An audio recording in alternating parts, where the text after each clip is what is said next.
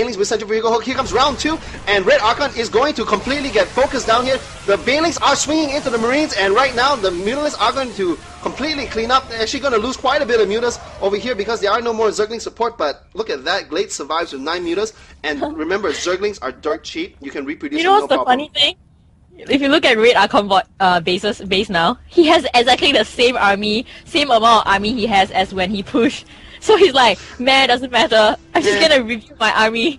He has like the exact same amount of army he had maybe like 20 seconds ago. No, but I think that was super effective because essentially Glade has 3 bases. Well, 2.5 right now, like 2.2, and he's gonna transfuse his hatchery. I do like that. But what he basically did was he's like, okay, Glade, you have 3 bases, but I'm not giving you 6 gas. And this looks like our grand final match, actually. Yeah, I mean, both these players are playing phenomenally. Glade was just basically macroing in his base. A little bit of a misclick there. Does sacrifice 1 Muta for the Swarm. But, I mean, Glade still has full map control. The Terran, oh, he cannot let the Terran get this gold. Because the the Terran basically said, okay, fine, you're on 3 base, but you cannot mine from it, you cannot gas from it. And he's actually able to almost try to pick out a siege tank there, but right now, I mean, Glade sees everything, and I wouldn't be surprised to see Glade just make a ton of Zergling Mutas. Mutaling, and actually made quite a lot of Banelings, and just make this big push into the pantry.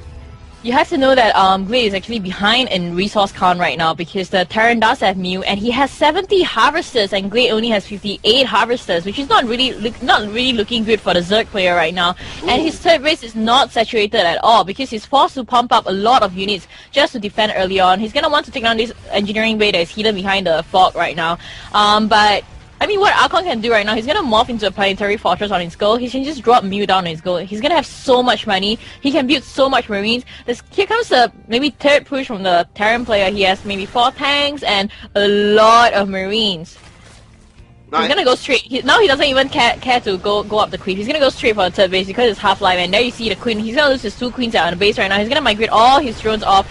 I think Glade is kind of choking up at the moment because he's not playing his best. I don't really see him playing normally. Well, I don't know about that, but it was basically a brilliant trade. Basically, Glade is like, okay, that base is almost dead. I would trade a normal base for a gold base, and he took out so many of the SCVs. He actually evened the SCV count over there. So while Glade saved all his SCVs, he saved all his drones at his third. Basically, RedArchon has been losing at least 20 SCVs to the Mutant Harass. He is going to get missile turrets up right now. And I mean, these mutants are doing their job. They are getting map control. They do have the very, very critical +1 missile attacks, because +1 missile attacks is so critical. He's actually able to almost two-shot this missile turret, and there we go. And the thing is yes, this is not really killing SCVs, but it is keeping RedArchon on his toes. It's forcing him to stay on Marines and to deal with the mutas, and he knows that once he gets enough gas, which is what he's trying to do here, he's trying to get as much gas as possible. Once he gets enough gas, he's just going to be able to make a ton of Banelings and crush on the Marines. I think a Terran player is probably going to go. He should probably go for Thor right now. That's going to be super effective. He already has the armory, so I would foresee him going for Thor. But I would like to see him actually upgrading his vehicle weapon since he's going such heavy siege Marine build.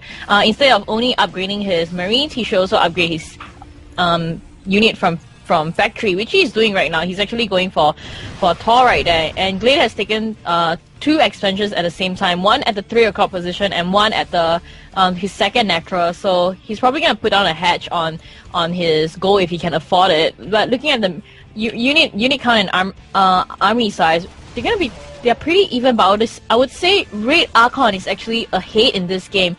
He's almost totally mined out in his first base though. So is Glade. So it's gonna be quite good as they transit into late game.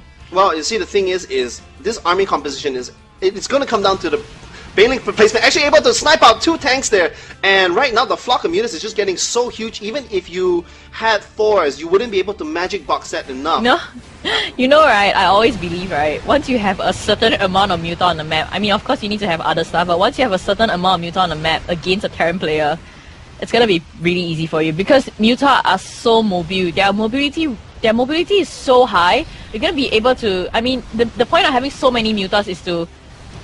He took down the Thor pretty easily. The point of having so many muta is to disrupt the economy of the Terran player, which Glade is doing right now. He can actually. Here comes a push from the Terran player though. This could be really bad. RedArchon is gonna be pincered in from the south. by Zergling Baneling. There's going to be Mutas swinging in from the north. He's just waiting for his Mutas. RedArchon is splitting his Marines very, very wisely. The thing is, he's taking down the third base once again. And, I mean, this is brilliant. I mean, RedArchon knows that, okay, I take it out, I get out of here, and it's going to be up to Glade to see if he's going to be able to intercept this army as they do get back. He might be actually able to pick off the slower. And here he comes. He is going to go for the reinforcements. The tanks are not siege. The Banelings are splashing away.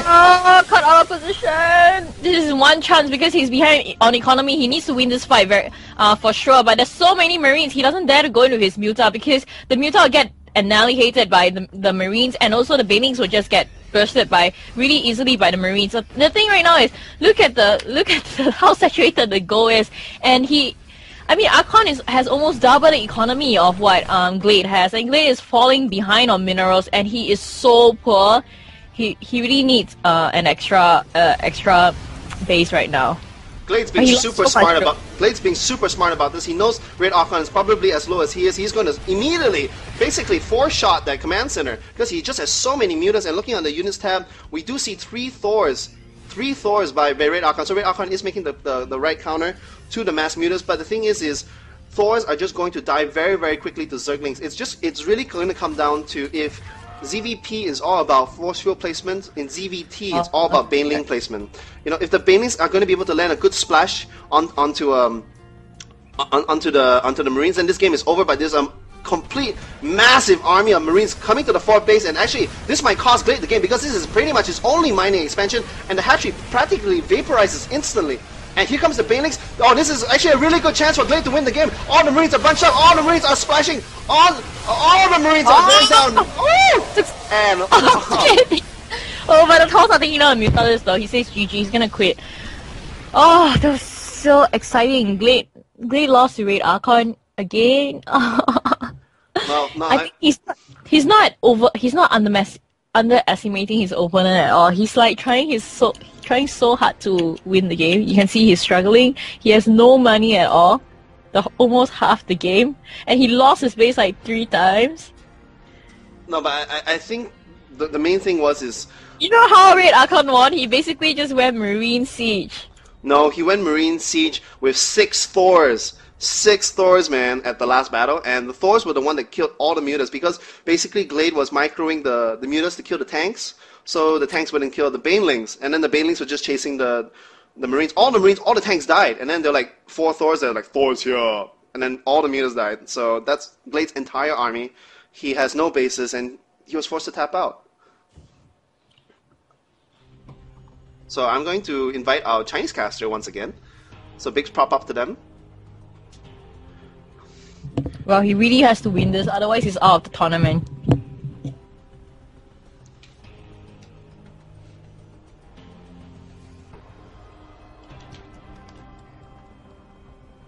Put my keyboard on my head. No, I'm not gonna do that.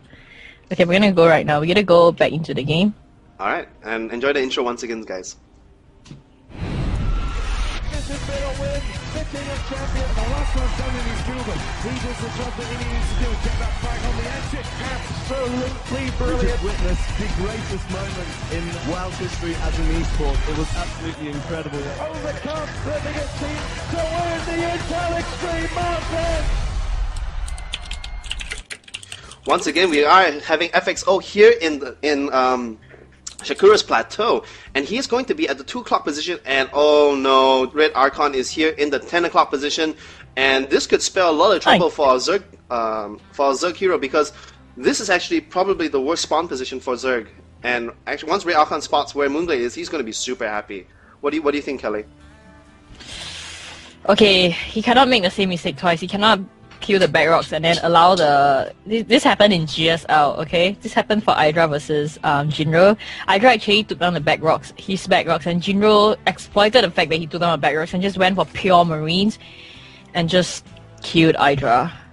The thing is what the Terran is so fantastic at doing is they could actually wall this off really, really quickly and then just build 2 base tank and then slow push your tanks forward, because once you get tanks here, and here, and here, you form this natural choke because of this ramp. and all you need is either a barracks or a medvac to spot for you, and you can basically slow push your way into the Zerg space. And because it's so narrow, the Zerg's mobility is absolutely nullified. So, I mean, that's why I really